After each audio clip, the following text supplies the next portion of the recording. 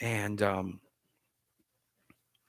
as you turn there, there's this thought process that's been going across my mind for at least the past year, maybe a little longer. Um, it's the idea that sometimes we don't understand that the very things we cling to are destroying us. Um, the things that we desire are the things that are tearing us or breaking us down. Now, we understand that from a sin point of view.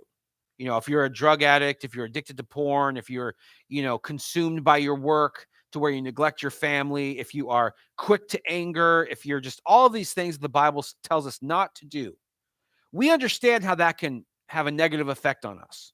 That's going to destroy, it's not going to build up, right? Um, but what we don't understand is there's some things that are very uh, mundane. They seem sanitary or sort of outside of good and bad. They're just sort of neutral, and they are. Um, but what we don't understand sometimes is those very things that we perceive to be uh, safe or good, or even to better explain it, have no consequence. They actually have a greater negative consequence than we think. So think, for example, something like television. Television has evolved in the last 10 years. TV watching is not like it was when I was growing up. When I was growing up, you had 3 or 4 channels if you're lucky. Um, for me, it was wake up in the morning and watch Ninja Turtles on channel 12, I think it was, maybe 13. Go to school, come home.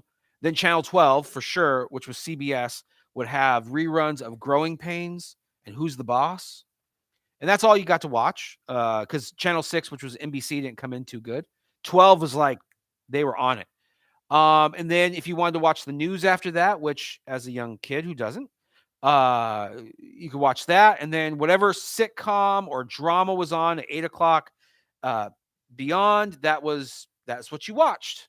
Occasionally you would watch WWF on Saturday night or something.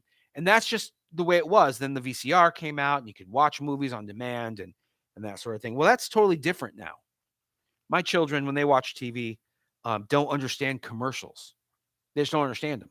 Like, what is this mini movie in between the movie we're watching or the television show? What's this program within a program? And it's like, well, that's an advertisement, and this television show exists to sell that product, and vice versa. That product exists to promote the television show. You watch whatever you want, whenever you want, for as long as you want.